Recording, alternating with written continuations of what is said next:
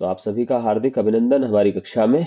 और आज की हमारी जो कक्षा है वो राजऋषि भर्तृ मत्स्य विश्वविद्यालय अलवर के द्वारा जो पाठ्यक्रम निर्धारित किया गया है सेमेस्टर 3 के लिए, हिंदी साहित्य के लिए, उसके प्रथम अ, जो पेपर है। हालांकि अब थर्ड सेमेस्टर में जो पेपर होता है, एक ही पेपर होता है हिंदी साहित्य का।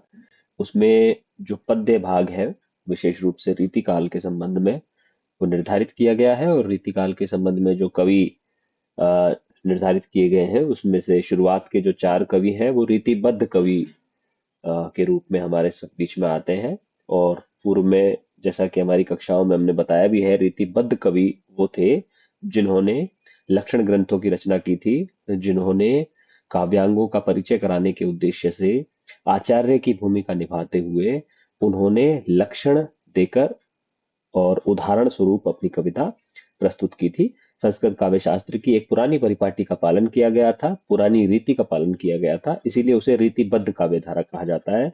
पूर्व में आपने जो कविताएं देखी, चाहे वो आ, मैं देख लेता हूँ कौन कौन सी थी। जैसे केशव दास हैं, तो उन्हें तो रीति परंपरा का आचार्य, प्रथम आचार्य माना जाता है। देव और भूषण जो है वो रीतिबद्ध कविता के कवि थे, जिन पर हम पूर्व में बात कर चुके हैं। और बिहारी जो है उन्हें रीति सिद्ध परंपरा का कवि माना जाता है।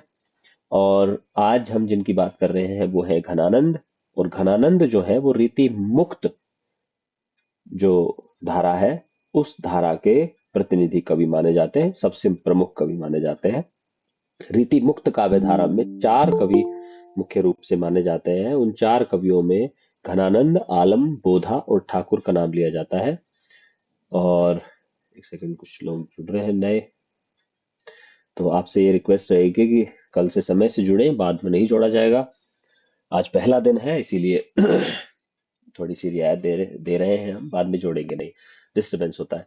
तो घनानंद जो है वो रीति मुक्त काव्य धारा के कवि हैं और प्रतिनिधि कवि के रूप में माने जाते हैं। 4 और 5 कवि ही इस कोटि में रखे जाते हैं, ऐसे कवि जिन्होंने किसी रीति की जो बनी बनाई परंपरा थी संस्कृत काव्य शास्त्र की, उसका पालन नहीं किया, जिन्होंने लक्षण ग्रंथ नहीं लिखे, जिन्होंने रीति ग्रंथ नहीं लिखे, जिन्होंने लक्षण और उदाहरण दे करके अपनी कविता लिखने की जो परंपरा चली आ रही थी उस परंपरा का पालन नहीं किया, अपितु अपने हृदय पर जो सामान्य भाव अपने हृदय में उत्पन्न हुए, जो विशेष रूप से प्रेम के जो भाव थे, उनको उन्होंने बहुत सहज रूप से, बिना किसी पुरानी परंपरा का पालन किए हुए, उन्होंने अभिव्यक्त किया अपने भावों को कविता के रूप में। ऐसे कवियों को रीति मुक्त कवि कहा गया है और इसमें घनानंद का नाम सबसे ऊपर रखा जाता है। आप जानते हैं, पहले हमारी बात हो चुकी है कक्षा में ऑफलाइन के रूप में भी, कि मोहम्मद शाह रंगीला जो बादशाह थे भारत के, या दिल्ली के सुल्तान थे, दिल्ली के बादशाह थे, उसके दरबार में ये रहा करते थे। और मोहम्मद शाह रंगीला का जो दरबार था वो बहुत चारित्रिक रूप से उत्कृष्ट लोगों का दरबार नहीं माना जाता था। हालांकि घनानंद जैसे एक प्रतिभा संपन्न कवि उस दरबार में रहते थे। अपनी मजबूरियां भी थी उस समय के कवियों की, क्योंकि कविता का रस लेने वाले लोग दरबार में ही मिलते थे और उसका पर्याप्त जो मेहनताना है वो भी दरबार में ही मिल पाता था। तो इसीलिए ऐसे जो भावपूर्ण कवि थे उनको भी दरबार की शरण लेनी पड़ती थी। दरबार में मोहम्मद शाह रंगीला के बड़ा अजीब सा वातावरण हुआ करता था। तो वहाँ एक नर्तकी थी, सुजान, उनसे प्रेम किया करते थे, एक तरफा प्रेम किया करते थे। और उनसे प्रेम करते हुए अ, ये कविता गाया करते थे, गीत गाया करते थे राजा के दरबार में। और नर्तकी जो थी वो नृत्य प्रस्तुत किया करती थी। किसी समय में जब राजा ने इनसे कहा, मोहम्मद शाह रंगीला ने जब इनसे कहा कि आप हमें कोई गीत सुनाए, तो इनका मन नहीं होगा उस समय, तो उन्होंने मना कर दिया होगा कि अभी मेरा मन नहीं है। तो दरबारी जो इनसे जलते थे, उन्होंने राजा को या बादशाह को प्रेरित किया कि यदि सुजान नृत्य करने के लिए प्रस्तुत हो जाए तो घनानंद जरूर कविता सुनाएंगे, क्योंकि ये उनसे मनी मन प्रेम करते हैं। तो ऐसा कहा जाता है कि सुजान को बुलाया गया, सुजान नृत्य के लिए प्रस्तुत हुई, तो गणानंद ने एक गीत बड़े भावपूर्ण तरीके से सुनाया और राजा की तरफ पीठ करके सुना दिया। तो राजा ने इसे अपमान समझा, और गीत बड़ा सुंदर सुनाया तो राजा ने उसके लिए इन्हें पारितोषिक दिया। और पीठ करके सुनाने के लिए राजा ने समझा कि मुझे अपमानित किया जा रहा है, बादशाह ने समझा, और ऐसा करके उन्हें देश निकाला दे दिया। तो जब इन्होंने, घनानंद ने सुजान से कहा कि आप भी मेरे साथ चलिए। तो उन्होंने, क्योंकि उनके मन में उनके प्रति उतना प्रेम प्रगाढ़ नहीं रहा होगा, तो सुजान ने उन्हें मना कर दिया और इससे बड़े आहत हो गए। और अपने प्रेम की प्रेम की जो परीक्षा थी उसमें पराजित अपने आप को समझते हुए ये वृंदावन चले गए और वृंदावन में कृष्ण की भक्ति करने लगे। और कृष्ण की भक्ति करते हुए भी जब इन्होंने अपनी कविताएं लिखी, तो उसमें इन्होंने कृष्ण को माध्यम बना करके वास्तव में अपने प्रेम की जो अभिव्यक्ति, प्रेम की जो भाव थे, वो सुजान के प्रति जो प्रेम के भाव थे, उन्हीं को इन्होंने अपने काव्य में पूरी तरह से अभिव्यक्त किया है। और विशेष रूप से इनकी कविता में श्रृंगार का भाव है। और श्रृंगार में भी अगर हम थोड़ा सा ध्यान से देखें, तो क्योंकि इनके जीवन में संयोग हुआ नहीं सुजान से, तो इसीलिए इनकी कविता में वियोग पक्ष ही प्रधान है। इन्हें प्रेम की पीड़ का कवि भी कहा जाता है, प्रेम की पीड़ा का कवि भी कहा जाता है। और अगर हम बात करें हिंदी आधुनिक हिंदी साहित्य के और राष्ट्रीय चिंतक कवि के रूप में अगर हम देखें, दिनकर जी ने कहा है कि घनानंद जो है वो अपने काव्य में अपनी पीड़ा से रो रहे हैं, उनके पास किराए के आंसू नहीं है। मतलब वो किसी दूसरे के दर्द को महसूस करके नहीं रो रहे हैं अपनी कविता में, वो उनका स्वयं का दर्द है, स्वयं के आंसू है, और उन्हीं की अभिव्यक्ति उन्होंने अपनी कविता में की है। गणानंद जो है वो, उनके कुछ ग्रंथ बताए गए हैं आचार्य रामचंद्र शुक्ल जी के द्वारा, सुजान सागर, कोक लीला, कोक सागर, विरह लीला, रस केली वल्ली, कृपा निकंद, इस तरह के इनके कुछ ग्रंथ बताए गए हैं। और उनमें भी सबसे ज्यादा जो महत्वपूर्ण है वो सुजान सागर माना जाता है, जो उन्होंने सुजान के प्रेम की सुजान के प्रति अपने प्रेम की पीड़ा को अभिव्यक्त करते हुए लिखे हैं।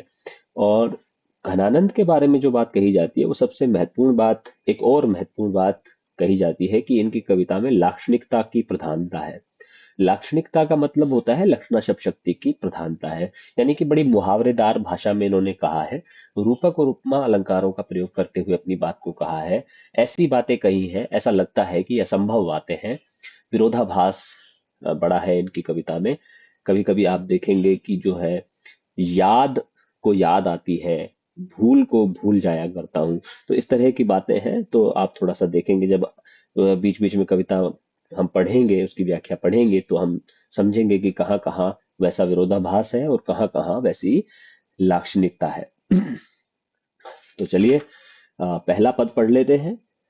और पहले पद में देखिए, रूप निधान सुजान सखी, जब ते इन नैनन नीक निहारे, दीठ थकी अनुराग छकी, मति लाज के साज समाज बिसारे, एक अचंभ भयो घन आनंद, है नितहि पल पाट उघारे, तारे टरे नहीं तारे कहूँ, सुलगे मनमोहन मोह के तारे।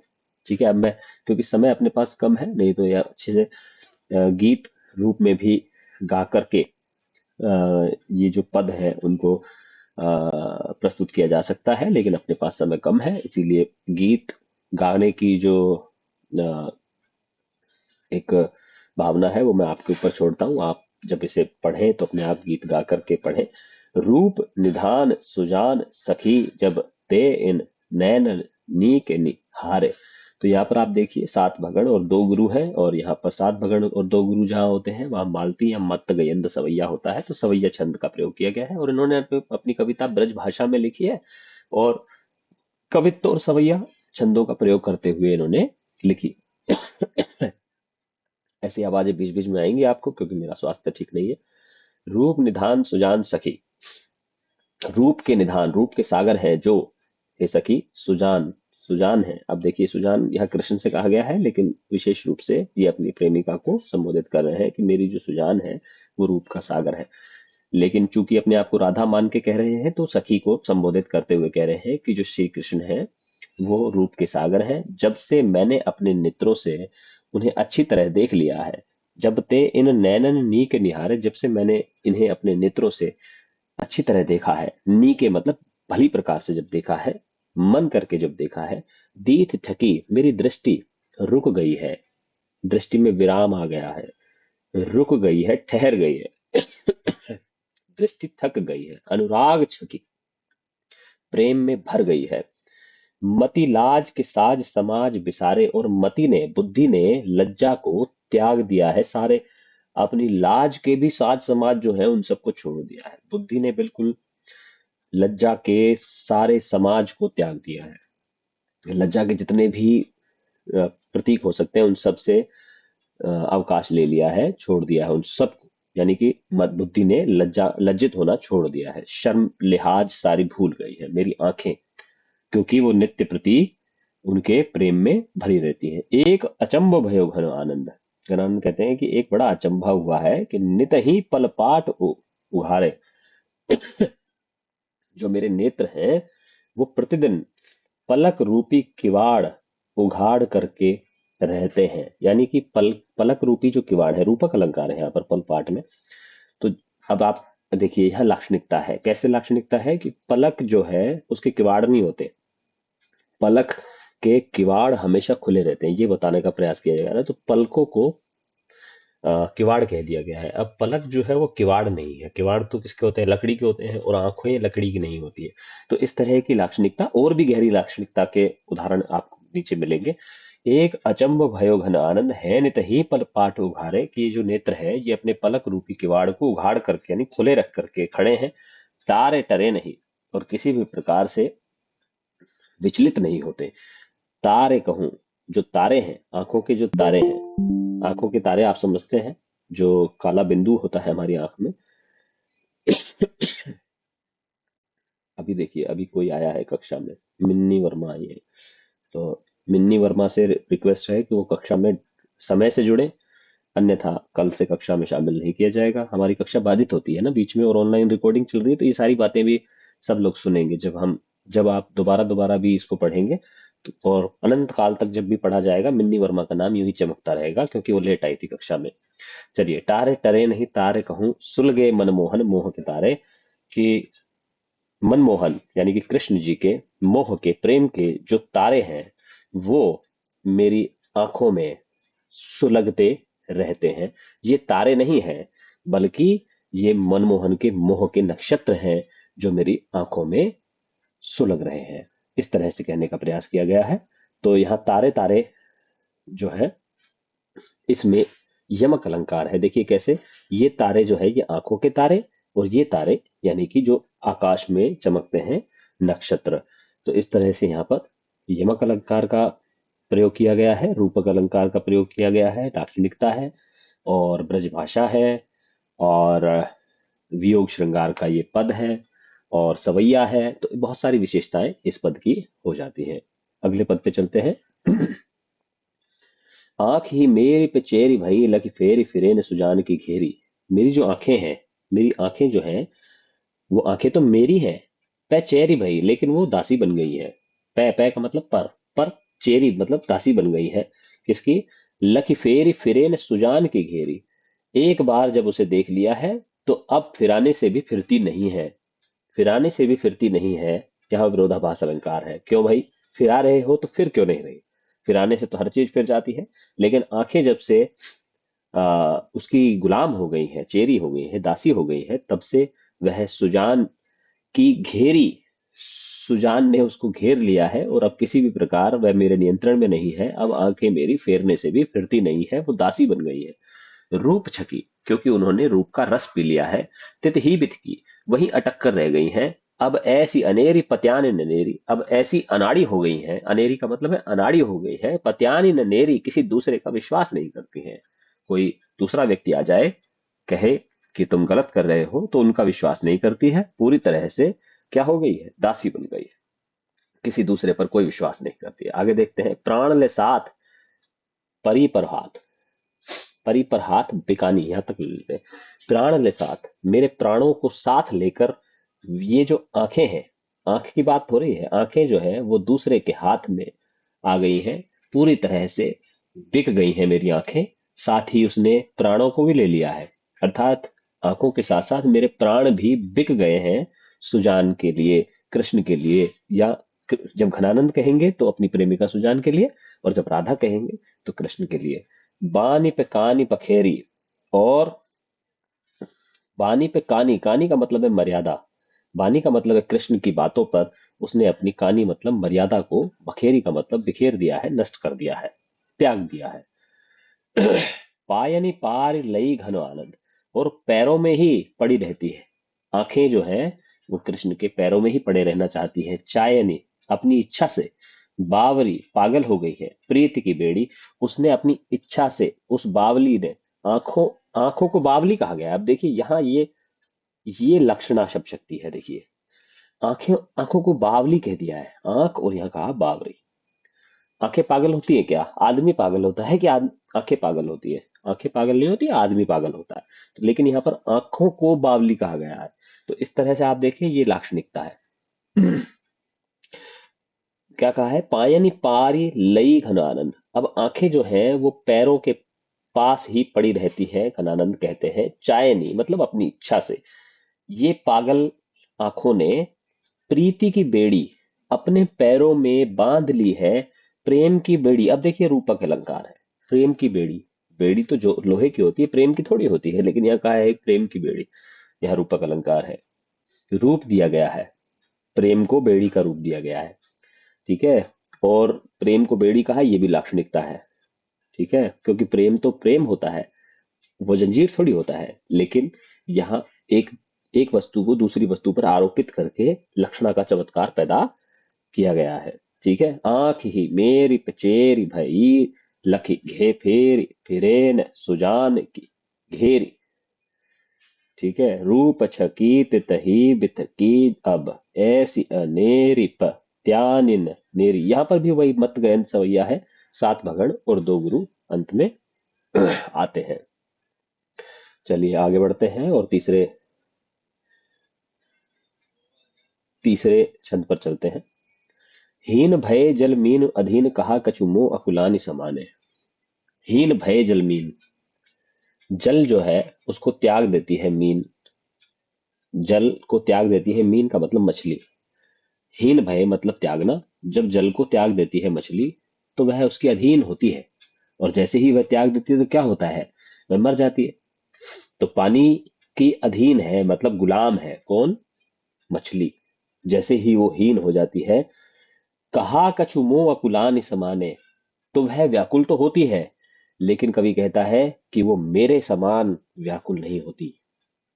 उसकी व्याकुलता पल में ही समाप्त हो जाती है, यानी थोड़ी देर तड़पती है और मर जाती है और नष्ट हो जाती है, अपने प्राण त्याग देती है। जैसे ही जल के अधीन है मछली, और जैसे ही वह उससे हीन होती है, त्याग करती है, तो वह व्याकुल तो होती है लेकिन नष्ट हो जाती है। इसलिए कभी कहता है कि वो मेरे समान व्याकुल नहीं होती। चाहे मछली कितना भी जल के अधीन क्यों ना हो, लेकिन जब वह हीन हो जाती है तो उसकी व्याकुलता मेरी व्याकुलता की तुलना नहीं कर सकती। ठीक है। अपनी पीड़ा की तुलना मछली की व्याकुलता से की गई है। नीरस ने ही को लाए कलंक। अब वो दूसरे जो पंक्तियां हैं उनमें उसका कारण बताता है कि नीरस ने ही को लाए कलंक। नीरस ने ही, जो पानी है। अब देखिए यहाँ विरोधाभास है। क्यों विरोधाभास है मैं बताता हूँ। नीरस नेही, नेही का मतलब होता है प्रेमी, और नीरस का मतलब है जिसमें रस नहीं हो। को लाए कलंक, वह कलंक लगा देती है। मछली नीरस नेही को कलंक लगा देती है। अब नीरस नेही कहने से जल, जल जो है वो द्रव है, और द्रव रसपूर्ण होता है, यानी कि उसमें सारी रस की जितनी भी विशेषताएं हैं, गुण है, वो सब उसमें है। लेकिन क्योंकि वह मछली से प्रेम नहीं करता, मछली तो खूब प्रेम करती है, लेकिन वह मछली से प्रेम नहीं करता, इसलिए उसको नीरस नहीं कहा गया है, यानी कि प्रेम न करने वाला प्रेमी कहा गया। तो यहाँ पर आप ध्यान से देखें तो ये बात एक तरफ पानी से कही जा रही है और दूसरी तरफ सुजान से कही जा रही है। नीरस नेही, तो यहाँ पर श्लेष अलंकार भी है। नीरस नेही में देखिए आप छेकानुप्रास भी है, क्योंकि न वर्ण की आवृत्ति हुई है। और देखें, नीरस कह दिया गया है तो विरोधाभास भी है। नीरस कह दिया गया है इसलिए लाक्षणिकता भी है, क्योंकि पानी में जल की विशेषताएं न हो ऐसा संभव नहीं है। पानी में पानी की विशेषताएं तो है ही ना, रस की विशेषताएं तो है ही। तो अब देखिए, नीरस नेही को लाए कलंक, कलंक लगाती है। निराश है, निराश होकर कायर त्यागत प्राणे, और अपने प्राण को त्याग देती है। कायर, कायर कहा गया है मछली को, मछली को नीचा दिखाने का प्रयास किया गया। ठीक है।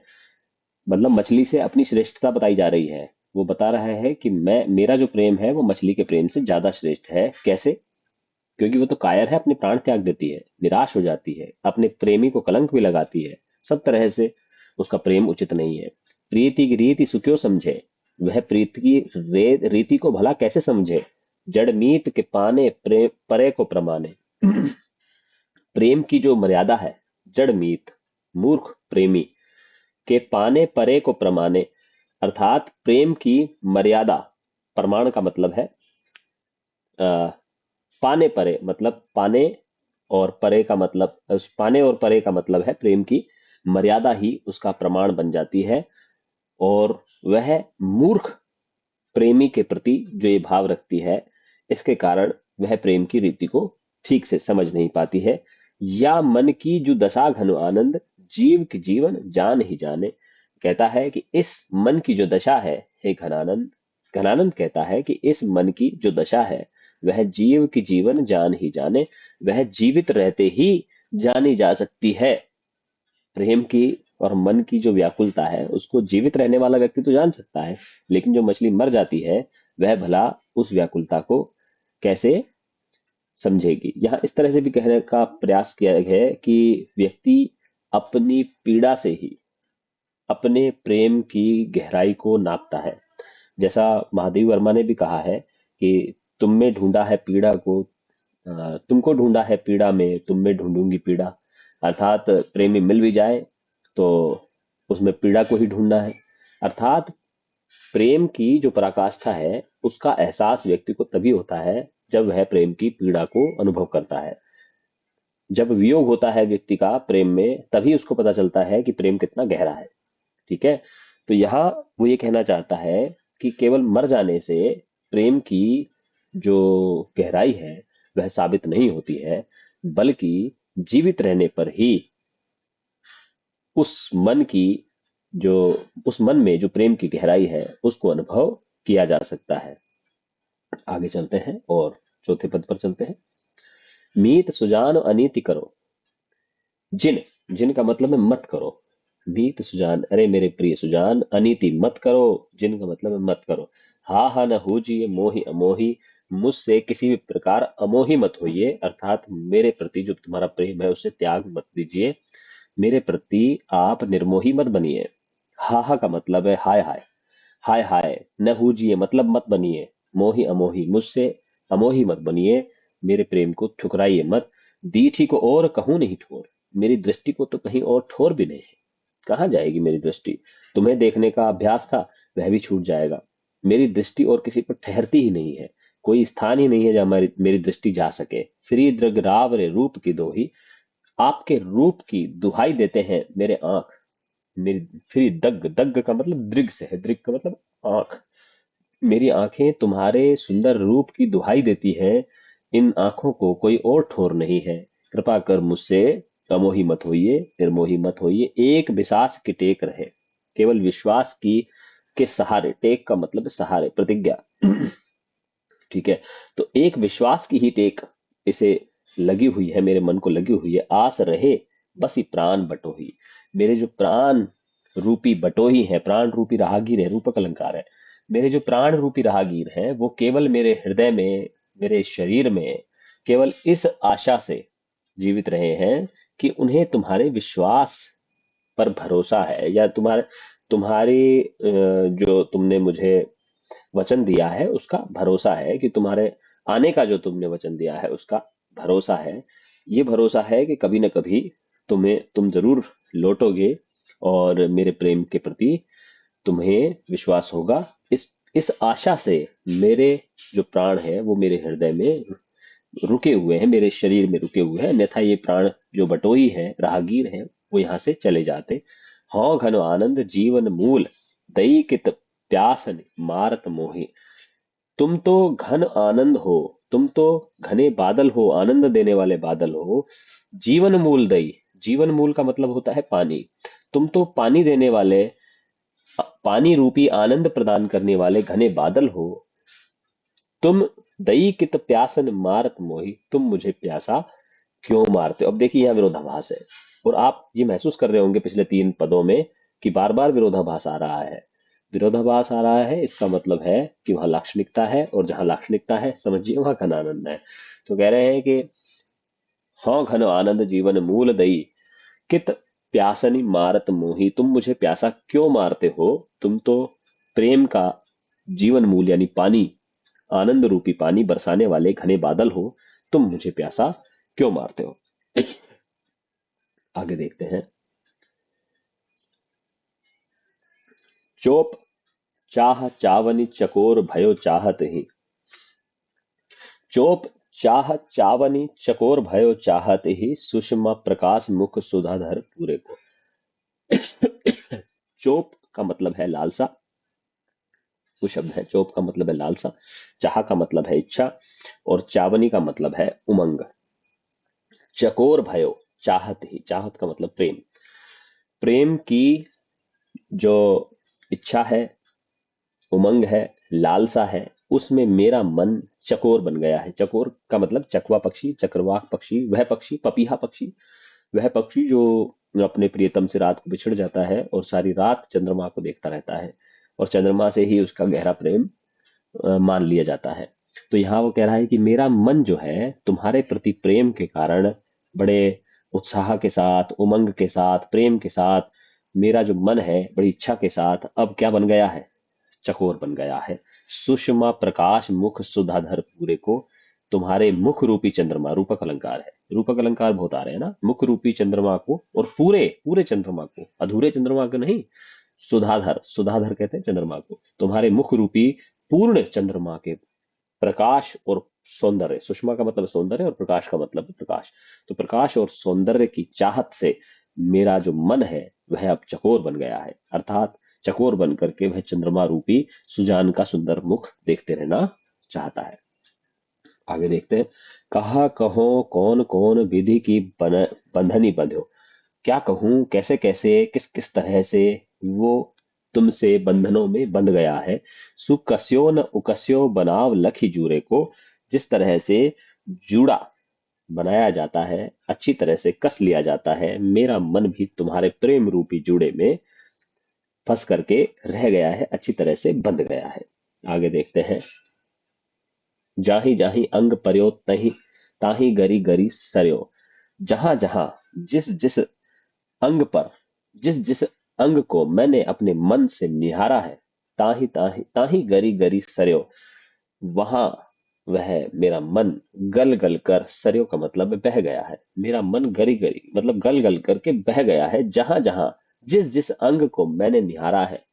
सुंदर है ना, सुजान सुंदर है, सुजान की सुंदरता को कहता है कि जिस जिस अंग को मैंने अपने मन से निहारा है, मेरा मन हर अंग को देख करके गल गया है, गल कर बह गया है। हर्यो बल बापुरे अनंग दल चूरे को, और कामदेव की जो अनंग दल का मतलब है, अनंग का मतलब होता है कामदेव, दल का मतलब है सेना, अनंग कामदेव की सेना ने इस बेचारे मन का बल, बेचारे बापुरे का मतलब है बेचारे, बेचारे मन का बल हर लिया है, अर्थात उस पर पूरा पूरा कामदेव की सेना का प्रभाव है मन पर, जिसने बेचारे मन का बल हरण कर लिया है। ठीक है। अब बिन देखे जान प्यारे यो आनंद घन, अब तो आनंद घन कहता है। अच्छा, यहाँ पर भी देखिए आप, कभी घनानंद आता है, कभी आनंद घन आता है।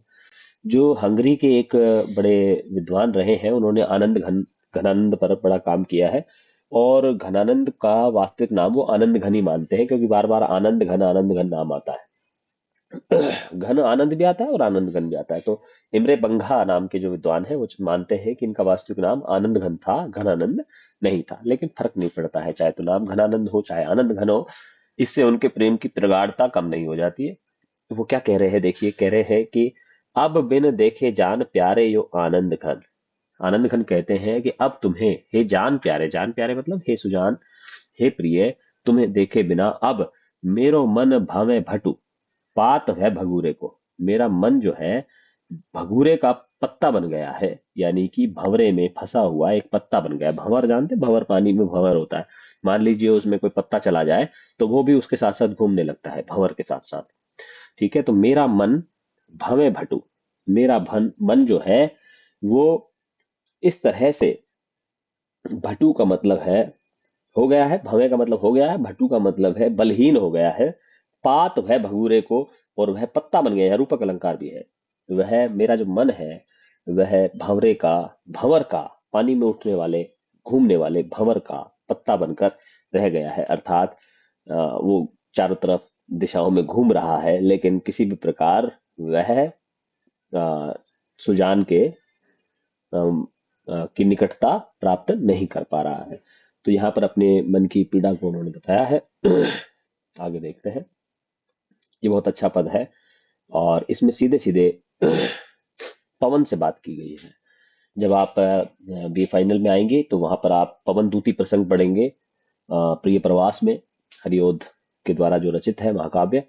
वहां पर भी जो राधा है वो पवन से बात करती है। यहाँ पर कवि पवन से बात कर रहा है।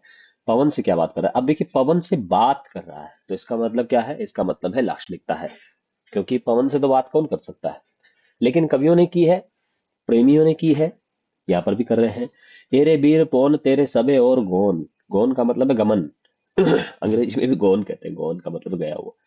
ठीक है, तो गौन यहाँ पर है गमन। गौन का मतलब क्या है? यहाँ पर गमन से है। एरे बीर पौन, पवन को क्या कहा गया है? माफ कीजिए, हाँ, पवन को क्या कहा गया है यहाँ पर? भाई कहा गया है। एरे वीर, वीर का मतलब अरे भाई पवन, तेरो सबे और कौन, तू तो सभी तरफ जा सकता है, गमन कर सकता है।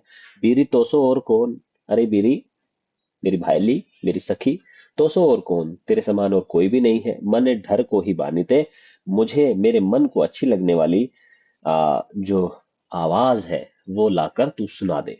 मने, मने का मतलब मुझे, ढर को ही मतलब अच्छी लगने वाली, बानी का मतलब है आवाज, सुना दे, ला कर दे। जगत के प्राण ओछे बड़े को समान, तू तो जगत को प्राण देने वाली है वायु, अओछे बड़े को समान, छोटे बड़े को बराबर है। ठीक है, जो अभी हम महसूस कर रहे हैं वायु प्रदूषण हमने हमारे चारों तरफ, तो वो अच्छे बड़े आदमी को भी उतना ही नुकसान दे रहा है जितना कि छोटे आदमी को दे रहा है। ओछे बड़े को समान, तो वायु जो है वो सबके लिए बराबर है। घन आनंद निदान सुख दान दुखी आन दे, गणानंद कहते हैं कि गणानंद कहते हैं कि तू तो सुख का दान देने वाली है दुखियों को। अब ये जो है ना, इसमें एक ये पंक्ति जो है, इस पंक्ति की बात कई बार होती है, घन आनंद निदान सुख दान दुखी यान दे। यहाँ पर ऐसा कहा गया है कि मृदंग की ध्वनि है। इस पंक्ति विशेष में कहा गया है घन आनंद निदान सुख दान दुखी यान दे, धन धन धन धन धन धन धन धन, इस तरह की जैसे आवाज आती है ढोलक में से या मृदंग में से, उस तरह की ध्वनि सौंदर्य यहाँ पर इन्होंने प्रभाव, ध्वनि का प्रभाव पैदा करने का प्रयास घनानंद ने किया है। ऐसा आलोचकों ने इसमें से आनंद, इसमें से ऐसी ध्वनियां ढूंढ निकाली है कि जिसमें ऐसा लगे कि इनको वास्तव में ध्वनि की बड़े ध्वनि पर विशेष इनका अधिकार था, और ये किस तरह के शब्दों का प्रयोग करके मृदंग की ध्वनियां भी शब्दों में से पैदा कर सकते थे। तो घनानंद निधान सुख दान दुखिया निधे, जान उजियारे गुण भारे, अंत मोहि प्यारे। हे जान, तुम उजियाले हो, सारे गुण तुम्हारे भरे हुए हैं, उज्जवल गुण है तुम्हारे अंदर। अंत मोहि प्यारे, मुझे तुमसे ज्यादा प्यारा कोई और नहीं है। अब वह अमोही बैठे, अब तुम मुझसे निर्मोही होकर बैठे हो। पीठ पहचान दे, तुम मुझसे पीठ दे करके क्यों मेरी पहचान को भुला बैठे हो। विरह व्यथा मूरी, विरह व्यथा मूरी आंखन में राखो पूरी।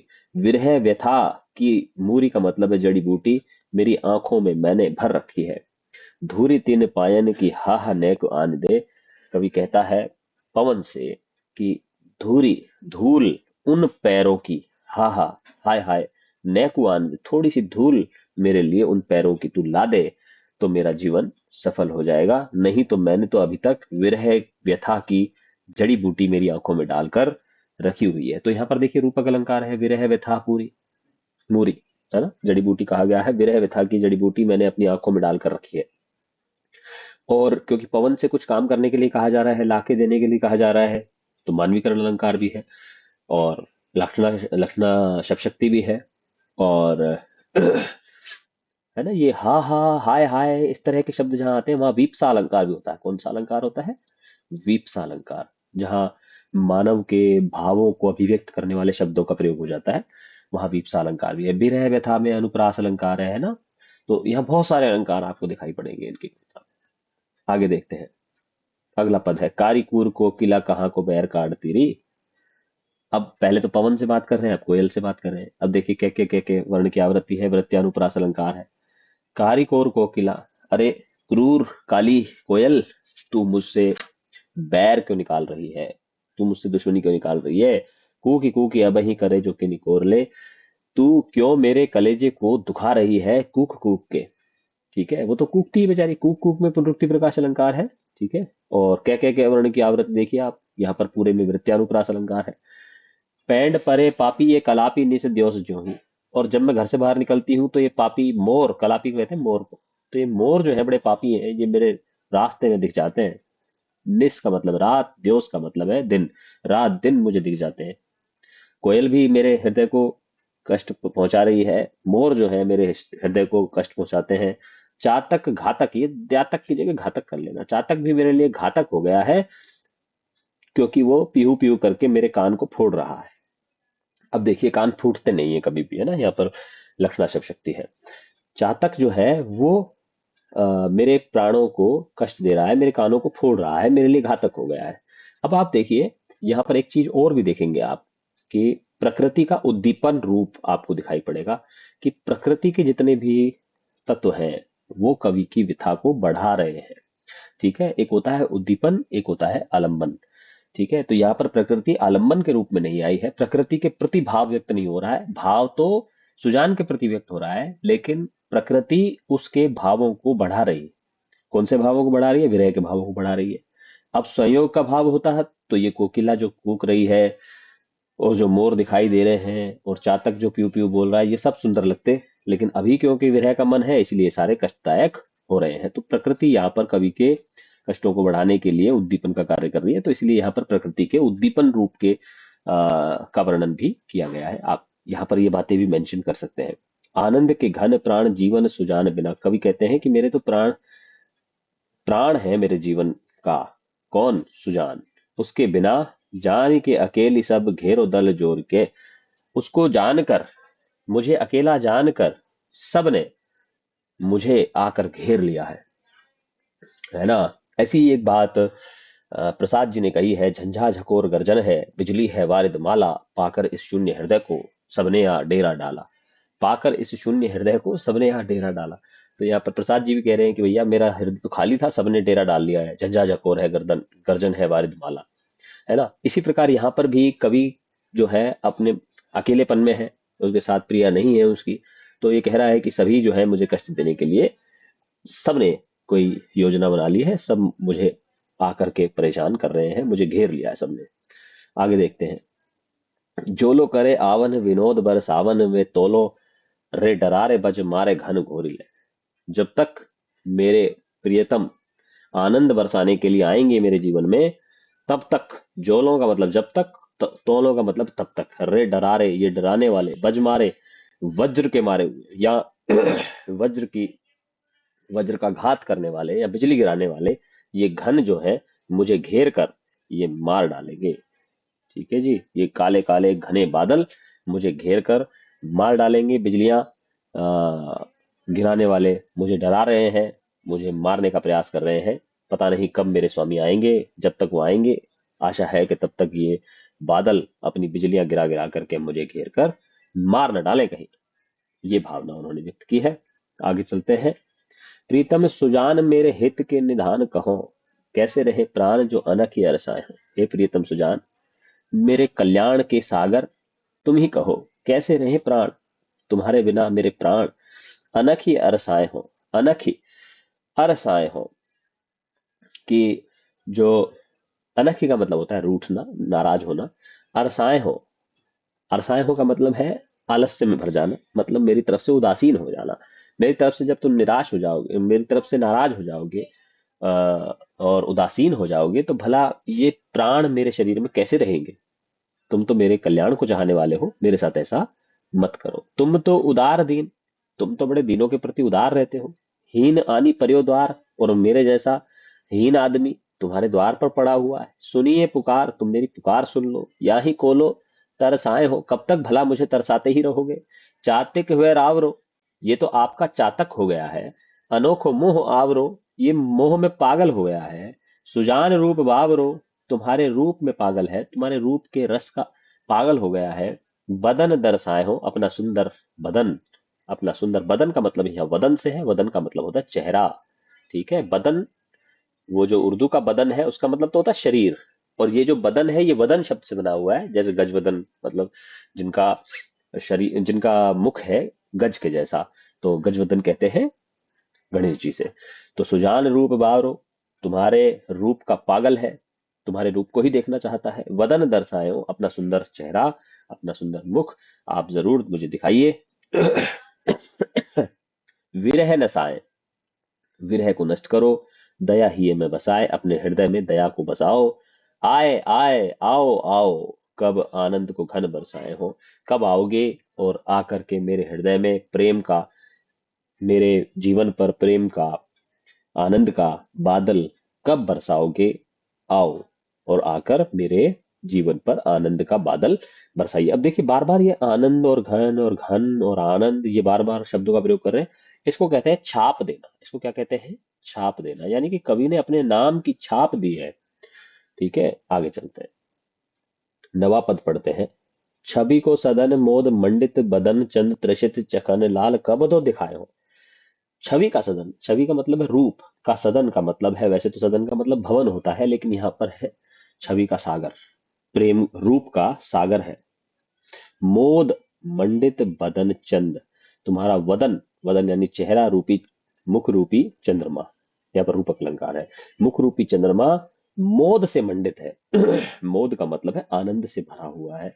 ऐसा सुंदर चेहरा, ऐसा सुंदर मुख आप मुझे कब दिखाएंगे। त्रिषित चखन, मेरी चक्षु, चखन मतलब चक्षु, आंखें, त्रिषित का मतलब है प्यासी है। हे लाल, कब दो दिखाए हो, अपना सुंदर चेहरा, सुंदर मुख मुझे कब दिखाओगे, इन प्यासी आंखों को कब दिखाओगे। चटकीलो भेष करे मटकीली भांति सोही, तुम्हारा रूप चटकीला है, और ये मटकीला जो तुम्हारा व्यवहार है, स्वभाव है। मुरली अधर धरे लटकत आए हो, और जब मुझसे मिलने आओ तो मुरली अपने होठों पर लगा के आना, और मटकीली चाल में चलते आना, और चटकीला सुंदर कपड़े पहन के आना। ठीक है, और लटकाता लटकाते लटकाते हुए, लटकते लटकते मटकते हुए आना। लोचन ढुराए कछुम, और आंखों से अपनी मृदु मुस्कान वो दिखाना जिसमें प्रेम हो। ऐसी अपने मुख पर ऐसी मुस्कुराहट लेकर आना जो प्रेम से भरी हो। लोचन ढुराए, और लोचन जो है वो बड़े शीतल हो। लोचन मतलब ऐसे हो जो जिसमें जो द्रवित हो, जो मेरे प्रति प्रेम से भरे हुए हो। भीनी बतियानी, और बातें कैसी हो, मधुर बातें हो। लड़काएं बतिराए हो, और जब तुम आओगे तो हम लड़कपन की बातें करेंगे। ऐसी ऐसी बातें, सुंदर बातें अपने साथ लेके आना। विरह जरत जिए जान आन प्राण प्यारे, विरह में मेरा जिए हृदय जल रहा है, ऐसा जान कर आना जल्दी, हे प्राण प्यारे। जैसे कोई चिट्ठी लिख रही हो ना। कृपा निधान आनंद को घन बरसाए हो, कृपा निधि, हे कृपा निधि, हे कृपा के सागर, तुम आना, अपने आनंद का घन मुझ पर, मेरे जीवन पर बरसाना। वह मुस्कान वह मृदु बतरान, वही मुस्कान, वही मृदु बातें। लड़कानी बानी आनी उर में अरत है, तुम्हारी जो लड़काली बातें जो थी, लड़कपन की जो बातें हैं, प्रेम की जो बातें हैं, वो मेरे हृदय में अड़ी हुई हैं, हृदय में धसी हुई हैं। वह गति लेनी, वही गति लेनी, और बजावन ललित बैन, और ललित मधुर बैन का मतलब यहाँ वेणु से है, वेणु का मतलब बांसुरी से है। और बड़ी जो तुम्हारी सुंदर गति है, उस गति के साथ जब जब तुम आते हो तो वह मेरे हृदय में बस जाती है। ठीक है, तुम्हारी सुंदर बातें मेरे हृदय में अड़ जाती हैं। तुम्हारी जो चंचल गति है वह बड़ी सुंदर है। तुम्हारे जो बांसुरी है उसको बजाना मुझे बड़ा सुंदर लगता है, मुझे मेरे मन को भाता है। वह हंसी, वह हंसी, और वह हंसी दैन हियरा तेन टरती है। वह हंसी जो तुम्हारी मधुर हंसी है वह मेरे हृदय से टलती नहीं है, किसी प्रकार दूर नहीं होती है। वह चतुराई, और तुम्हारे जो स्वभाव की चतुराई है, सो चिताई चाही बेकी छवि, जो तुम्हारी चतुराई से मुझे चेताना, चतुराई से मुझे जगाना, चाहिए की छवि, और चाह से भरी हुई जो तुम्हारी छवि है, वह छैलताई, वह रसिकता से भरा हुआ छैलपन न क्षणिक विसरत है। वह रसिकता से भरा हुआ छैलपन मुझसे छिनक भी, मतलब एक क्षण भी भूलता नहीं है। मतलब ये उसके स्वभाव की बातें बताई जा रही, कृष्ण के स्वभाव की। आप इसे सुजान के स्वभाव से जोड़ सकते हैं, आप कृष्ण से जोड़ सकते हैं कि कृष्ण की जो बातें हैं बड़ी लड़कपन से भरी हुई हैं, उसकी गति बड़ी मनमस्त है, उसका मधुर मुरली बजाना, उसका हंसना और चतुराई से बड़े जगाना, प्रेम की छवि से भरे होकर के सामने आना, और छैलपन से भर करके जो नायिका है उसके सामने जाना, ये किसी भी प्रकार किसी भी क्षण मुझसे भूलते नहीं है। आगे क्या कह रहे हैं? आनंद निधान प्राण प्रीतम सुजान जू की। आनंद निधान, जो आनंद का जो सागर है, ऐसा प्राण प्रीतम, यानी कि प्राणों को प्रिय लगने वाला जो सुजान जू है, जो सुजान है, उसकी सुधि, उसकी याद सब भांति सो बेसुधी करत है। सुधि सब भांति सो बेसुधी करत है, जो उसकी याद है वह सब प्रकार से मुझे बेसुध कर देती है। तो आप देखें यहाँ पर फिर से एक बार विरोधाभास अलंकार है कि सुधि, बेसुधी, मतलब याद आने पर सब कुछ भूल जाता हूँ, बेहोश हो जाता हूँ। याद आती है और बेहोश हो जाता हूँ। होना तो ये चाहिए कि सुध जब आ गई तो फिर बेसुध क्यों हो रहा है, लेकिन यहाँ पर कहा गया है कि सुध आए सुध जात, कि सुधि आने पर सुधि चली जाती है। तो यहाँ पर विरोधाभास अलंकार है। और आगे देखते हैं 11वां। दिनन के फेर सो भयो है हेर फेर ऐसो।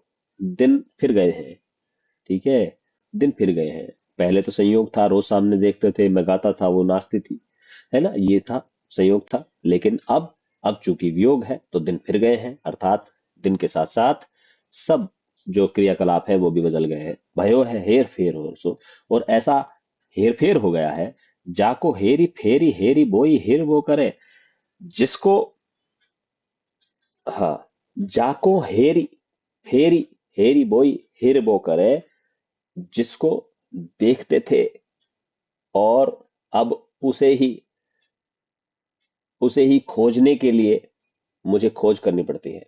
जाको हेरी फेरी हेरी बोई हिरबो करे। हिरबो का मतलब ढूंढना, उसी को ढूंढा जा रहा है जिसको, अ, जिस खोज को, माफ कीजिए, यहाँ पर थोड़ा सा कंफ्यूजन है, लेकिन फिर भी आपको समझाने का प्रयास करता हूँ। जाको हेरी, जिसको देख कर, है ना, जिसको देखते रहते थे, कभी हमेशा देखा करते थे, अब उसकी खोज में खोज को भी ढूंढना पड़ता है, यानी कि उसकी खोज भी हो गई है मुझसे। अब वह जो प्रियतम है, अब उसको खोजने का भी कोई उपाय मेरे पास नहीं रहा है।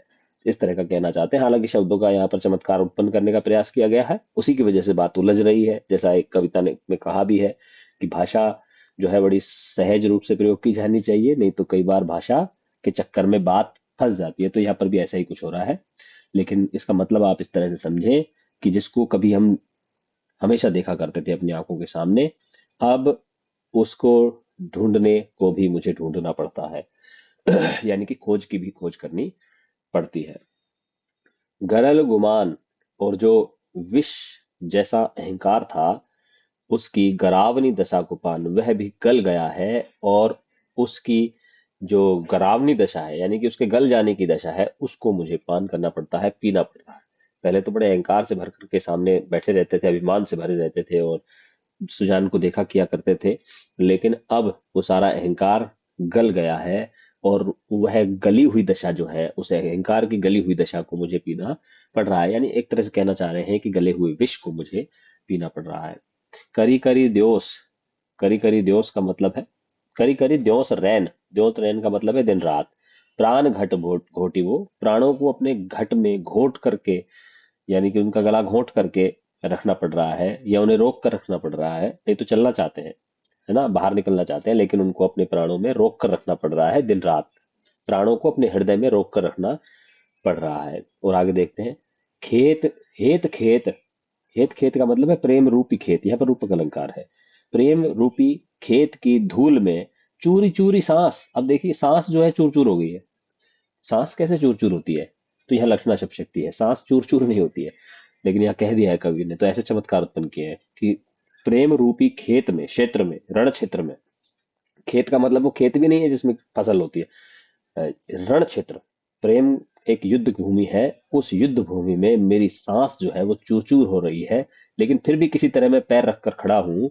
विष समुदेग बाण, विष में बुझे हुए जो बाण है, विष समुदेग बाण, विष में भीगे हुए जो बाण है, वो बाण मैं अपने हृदय पर सहने के लिए अपने हृदय को आगे करके खड़ा हूं। अर्थात मैं पीछे नहीं हट रहा हूं अपने प्रेम से, मैं प्रेम के युद्ध क्षेत्र में खड़ा हूं। हालांकि मेरी सांस चूर चूर हो रही है, नष्ट हो रही है, लेकिन फिर भी मैंने अपना पैर अंगद की तरह वहां रख रखा है, और सभी प्रकार के विष से, वियोग रूपी विष से बुझे हुए जो बाण है, वो मैं अपने हृदय पर सहन करने के लिए तत्पर हूं। अर्थात किसी प्रकार से आत्महत्या करने का भाव मेरे मन में नहीं है। अर्थात जो जो प्रेम में मिला है उसे स्वीकार करने की भावना यहाँ पर कवि ने प्रस्तुत की है, और इस तरह से हमारे जो आधुनिक प्रेमी हैं उनको भी एक संदेश दिया है कि भैया, प्रेम में असफल होने पर आत्महत्या की तरफ न जाएं। अपने प्रेम में जो आपको पीड़ा रूपी एक उपहार मिला है, उस उपहार को आप उसे उपहार समझ करके अपने जीवन में अपनाएं। जान प्यारे जो न मन आने तो आनंद घन, हे जान, हे प्यारे, तुम जो मुझे अपने मन में नहीं लाओगी तो ये हाँ, यहाँ कहने का प्रयास किया गया है कि जान प्यारे जो न मन आने तो आनंद घन। अगर वह मुझे अपने मन में न भी लाए, वो जान, वो सुजान, वो प्यारी अगर मुझे अपने मन में न लाए, तो वो कई बार कहता है कि भूल तू न सुमेरी, भूल तू न सुमेरी, तू भी भूल जा, तू क्यों याद करता है परखे चक जोटिबो, उसके आंखों की चोट को, उसके आंखों की चोट को, नेत्रों को चोट पहुंचाने वाले जो उसका व्यवहार है, वह, उस पर तुम पछताओ मत, उस पर पछताओ मत। क्योंकि क्या होगा, किन्हें यो सिराती छाती, क्योंकि अगर तुम पछताओगे तो उन्हें ठंडक मिलेगी, उनकी छाती को, सिराती का मतलब ठंडक मिलेगी। ताही वे लगती ताती, तुम्हें तो वो ताती लगेगी। जो नायिका के आंखों की जो चोट है, वो, या तुम्हारे आंखों को चोट पहुंचाने वाला जो व्यवहार है, उसे तुम भूल जाओ, उसे तुम याद मत करो, क्योंकि तुम याद करोगे तो उससे तुम्हें, तुम्हारा जो प्रियतम है, उसके तो छाती में ठंडक मिलेगी। ताही वे लगी ताती, तो ही तुम्हें वह ताती लगेगी, तुम्हें तो गर्म लगेगी, तुम्हें तो कष्ट देगी। लेकिन हो सकता है कि जब तुम्हें कष्ट लगे, तुम्हारे जो प्रियतम है उसे वो, उसकी शांति, उसके उसके कलेजे को ठंडक पड़ जाए। तो इसीलिए तुम भी उसके जो ऐसा व्यवहार है, आंखों को चोट पहुंचाने वाला जो व्यवहार है, उसको तू भूल जा, याद मत रख। तेरे बाटे आयो है अंगारन पे लौटबो, तू तो ये मान ले कि तेरे हिस्से तो अंगारों पर लौटना ही आया है। अब देखिए, कभी अंगारों पर नहीं लौटेगा, है ना, अंगारों पर थोड़ी लौटना है उसको, वो अपने आराम से कुटिया बनाकर रह रहा है वृंदावन में। लेकिन उसका जीवन जो है, उसे ऐसा महसूस होता है कि मेरा जीवन तो ऐसा है जैसे कोई व्यक्ति अंगारों पर लेटा हुआ है।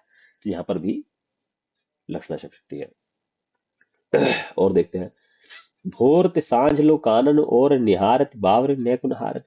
भोर से सांझ तक वन की तरफ देख रही है ये बावली, नैकुनहारती, हारती नहीं है बिल्कुल भी। बावली कौन, आंखें, फिर से आंखों को बावली कह दिया गया। यहाँ पर भी लक्षण शब्द शक्ति है और मानवीकरण अलंकार है। भोर ते सांझ लो, सुबह से लेकर सांझ तक वो वन की ओर देखती रहती है, पागल है, बिल्कुल हारती नहीं है। सांझ ते भोर लो तारन ताकिबो, और शाम से लेकर के भोर तक तारों को देखती रहती है। तारन सो एक तारन टारती, वे एक टक होकर के देखती है, और तारों से जो अपनी दृष्टि है वो एक पल के लिए भी हटाती नहीं है। जो कहूँ भाव तो दीठ पड़े, हो सकता है कहीं वह प्रेमी, वह प्रियतम, वह सुजान दिखाई भी पड़ जाए। घनानंद कहते हैं कि ऐसी अवस्था में आंसुन ओसर गारती, वह अवसर भी वह अपने आंसुओं के कारण गंवा देती है। प्रियतम दिखाई भी देगा, राधा की तरफ, राधा को मान के देख लें कि राधा जो है वो कृष्ण की बाट निहारती है, सुबह से शाम तक देखती रहती है वन में। अब वन में रात को तो दिखाई देगा नहीं, तो रात से लेकर के सुबह तक फिर वो तारों को देखती है। और कभी उसे दिखाई पड़ भी जाए कृष्ण, तो आंसू इतने आ जाते हैं आंखों में कि आंसू के कारण वह अपने प्रियतम को देख भी नहीं पाती है। आंसुओं के कारण उस अवसर को गला देती है, नष्ट कर देती है। मोहन सोहन जोहन की लगिए रही आंखिन के मनवारत, आंखों के मन में, आंखों के मन में, आंखों का कौन सा मन होता है, लक्षणा शब्द शक्ति है। आंखों के मन में आरत, आरत लगी रहती है, अर्थात लालसा लगी रहती है। किस बात की, मोहन के सुंदर रूप को देखने की जो लालसा है वह आंखों के मन में लगी रहती है। आंखों के मन में नहीं लगी रहती है, मन में लगी रहती है, लेकिन कहा गया है आंखों के मन में लालसा बनी रहती है कि वह सुंदर मोहन कब दिखाई देगा। ठीक है, और देखते हैं अगला। सोए न सोइबो जागे न जाग, जब सोता हूं तो सोया नहीं जाता, जागने में जागता सा नहीं लगता, अर्थात जागते में तो नींद सी लगती है, नींद में जागना सा लगा रहता है, यानी कि न तो सो पा रहा हूं न जाग ही पा रहा हूं, है ना। तो ऐसे कबीर ने, अमीर खुसरो ने ऐसे ऐसे बातें बहुत कही है, विरोधाभासी बातें, जिसमें वो कह रहे हैं कि सोए न सोई वो जागे न जाग, सोने में सोना नहीं होता और जागने में जागना नहीं होता है।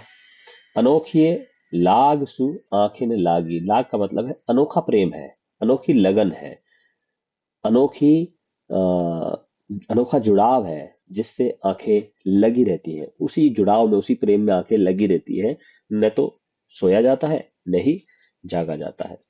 देखत फूल पे भूल भरी, यह सूल रहे नित ही चित लागी।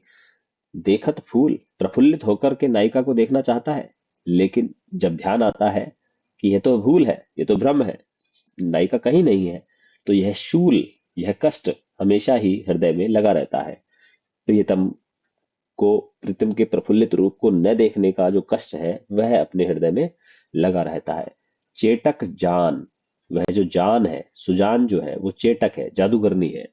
सजीवनी मूर्ति रूप, उसका जो रूप है वो संजीवनी बूटी की तरह है। अनूप, अनुपम है। महारसपागी, रस में डूबा हुआ है, अर्थात प्रेम के रस में डूबा हुआ सुंदर रूप जड़ी बूटी के समान लगता है, ऐसा, ऐसी जो सुजान है वो एक जादूगरनी है। कौन वियोग दशा घन आनंद, मोमति संग रहे अति खागी। कवि कहता है कि ये जो वियोग की जो दशा है, ये जो वियोग की दशा, वह मेरी मति के संग लगी रहती है, यह वियोग की दशा मुझसे छूटती नहीं है। यह वियोग की दशा उस जो नायिका है, सुंदर रूप की जो नायिका है, वो जो जादूगरनी नायिका है जिसने मुझ पर जादू कर दिया है, ऐसी नायिका मेरे मन में हमेशा बनी रहती है। उसके प्रति जो लगन है, उसके प्रति जो आकर्षण है, अति खागी का मतलब आकर्षण से कह सकते हैं कि जो आकर्षण है वह मेरे मन में हमेशा लगा रहता है, और उसके कारण वियोग का अनुभव सदैव होता रहता है। आगे चलते हैं। निस्द्योष खरी, दिन रात खड़ी रहती हूँ। उर्मांझ अड़ी, हृदय में अड़ी रहती है। छवि, दिन रात खड़ी रहती है मतलब दिन रात तत्पर रहती है मेरे हृदय में। उर्मांझ अड़ी, और हृदय में अड़ी रहती है छवि। रंग भरी, मुरी चाहन की, प्रेम की, प्रेम से भरी हुई एक, प्रेम के रंग से भरी हुई एक सुंदर छवि मेरे हृदय में हमेशा अड़ी रहती है, सामने खड़ी रहती है वह छवि दिन रात। तकी मोरनी, उसके मुड़कर देखना, त्यों चख ढोर रहे, उसने मुड़ करके जब देखा तो मेरे चख भी, चख मतलब चक्षु, चक्षु मतलब आंख भी ढुलक गए, अर्थात बह गए, मेरी आंखों को भी वह अपने साथ मुड़ करके ले गई। ढरिगो ही है, और जब आंखें चली गई तो हृदय भी चला गया। ढरिगो मतलब बह गया। डोरनी बाहन की, और जो वह ढुलने का जो प्रवाह था, जब नायिका ने तकी मोरनी, जब मुड़ करके देखा तो मेरे चक्षु, मेरे नेत्र और मेरा हृदय, वो दोनों ही उसके साथ बह गए। चट दे कड़ी, पै बड़ी पान गए, चट दे, और जब चट से, तत्काल, कमर में बल देकर, कटी का मतलब कमर में बल देकर जब वह आगे बढ़ी, तो गति सौ मति में अवगाहन की, तो मैं उसके मन, मैं, मेरा मन जो है उसके आकर्षण के सागर में अवगाहन, अवगाहन का मतलब है डूब गया है। गति सौ मति, उसी गति से, जिस गति से वह कमर को बल देकर के जब आगे बढ़ी, तो उसी गति से मेरी जो बुद्धि है वह भी उसके आकर्षण के सागर में, अवगाहन का मतलब है डूब गई है। घन आनंद जान लखी जब ते, घन आनंद कहते हैं कि जब से जान ने मुझे देखा है, जग लाग ये मोहि कराहन की, तब से मेरे मन को, जक का मतलब है रट, रट लगी हुई है, किसकी, कराहन की, अर्थात मेरा हृदय कराहता रहता है, मेरा हृदय कराहता रहता है, और हमेशा बस कराहने की रट लगी रहती है, हाय हाय मेरे हृदय से निकलती रहती है जब से मेरे सुजान ने मुझे देखा है, या जब से मैंने सुजान को देखा है बड़े प्रेम से। और ये जो अंतिम है इसको आप याद कर लें तो ज्यादा अच्छा रहेगा, क्योंकि जब भी आप घनानंद का परिचय देंगे, जब भी घनानंद के बारे में कोई बात कहेंगे, तो ये पद जरूर आएगा। क्योंकि यहाँ एक बड़ा सरल सूत्र दिया है उन्होंने प्रेम का, वो कहते हैं अति सूद स्नेह कुमारक है। प्रेम जो है, वो जो प्रेम का जो मार्ग है वो बड़ा सीधा है, बड़ा सच्चा मार्ग है, विकट नहीं है, कष्टपूर्ण नहीं है। कष्टपूर्ण तो हो सकता है लेकिन सीधा है ना। वो कोई टेढ़ा मेढ़ा नहीं है, उसमें बदमाशी नहीं चलती है, चालाकी नहीं चलती है। अति सूद स्नेह मार्ग है। और ये एक्स्ट्रा है इसमें, अतिसूद स्नेह कुमारग है, जहाँ नैक सयापन बाक नहीं, वहां पर बिल्कुल सयापन नहीं चलता है, चतुराई नहीं चलती है, टेढ़ापन नहीं चलता है। तहाँ सांच चले, वहां केवल सच्चाई चलती है। तजी आपन को, वहां स्वार्थ को छोड़ना पड़ता है। झिझके कपटी, और जो कपटी होते हैं वो झिझकते हैं इस रास्ते पर चलने से। निशांक नहीं, जो निशंक नहीं है, जिनके मन में कोई शंका है, जो कपटी हैं वो झिझकते हैं, क्योंकि इस रास्ते पर चलने के लिए स्वार्थ को छोड़ना पड़ता है, तजियापन को, और सच्चाई को अपनाना पड़ता है। घनानंद प्यारे सुजान सुनो, घनानंद कहते हैं कि हे सुजान सुनो, यहाँ एक ते दूसरो आंक नहीं, यहाँ एक का अंक है, दो का अंक नहीं है। यानी कि आ, किसी ने कहा है, शायद कबीर ने कहा है, प्रेम गली अति सांकरी जामे दो न समाए। प्रेम गली अति सांकरी जामे दो न समाए। प्रेम की जो गली है वो इतनी सकड़ी है कि उसमें दो नहीं जाते हैं, एक ही जा सकता है। एक ही जा सकता का मतलब क्या है कि एक को बाहर छोड़ जाओ, ये नहीं, एक हो जाओ। ठीक है, प्रेमी और प्रियतम दोनों एक होकर के उस रास्ते पर चल सकते हैं। अलग अलग रहेंगे तो वो गच्चा खा जाएंगे, गिर जाएंगे, डूब जाएंगे, है ना। तो प्रेम में अपने अस्तित्व को मिटाना पड़ता है, अपने प्रेमी के अस्तित्व के अपने प्रेमी के अस्तित्व में अपने अस्तित्व को मिलाना पड़ता है। तब जाकर के प्रेम के मार्ग पर चला जा सकता है। एक ते दूसरो अंक नहीं, केवल एक का अंक है, दो नहीं है। दो तीन चार पांच कुछ नहीं चलता, बस एक चलता। ठीक है जी। तुम कौन दो पाटी पड़े हो लला, हे लला, हे प्रेमी सुजान, तुमने कौन सी पट्टी पढ़ ली है, तुमने कौन सी पढ़ाई की है। मन ले हूं पे दे हूं छटांक नहीं, तुम मन ले लेते हो लेकिन मन का छठा हिस्सा भी देते नहीं हो।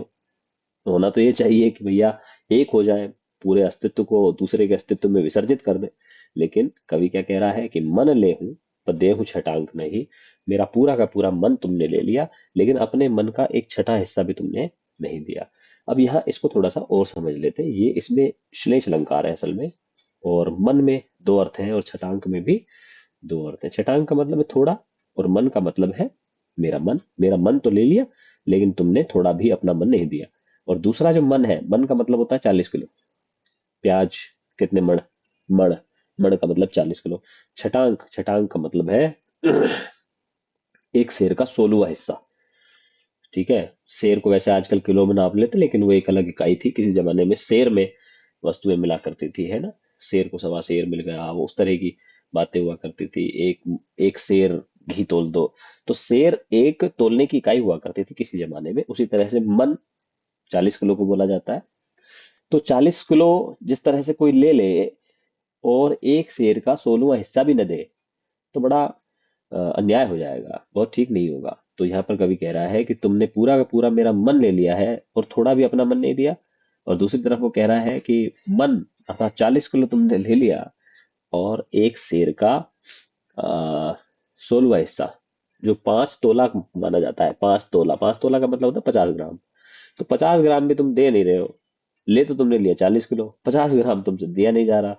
तो ये तुमने कहाँ से पार्टी पढ़ ली है, तुमने बड़ी बदमाशी सीख ली है। तो यहाँ आकर के वो प्रेम का मार्ग बता रहे हैं। और बड़ा अच्छा ये छंद है। आपको एक हिंदी साहित्य के विद्यार्थी होने के नाते इस छंद को आपको जरूर याद करना चाहिए।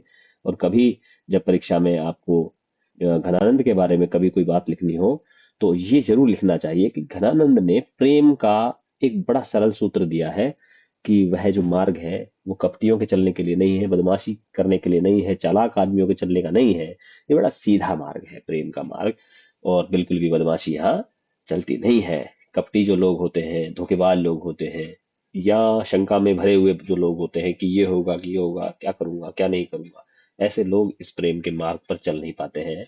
यहाँ अगर चलना है तो प्रेम गली अति सांकरी, जामे दो न समाये, ऐसा ही कहा गया है। दो लोग इसमें होकर के नहीं जा सकते हैं, अपने प्रेमी के अस्तित्व में अस्तित्व को मिलाना पड़ता है। चलिए, तो आज की कक्षा को यहाँ विराम देते हैं। मैं समझता हूँ कि काफी अच्छी कक्षा हो गई, काफी लंबी कक्षा हो गई है।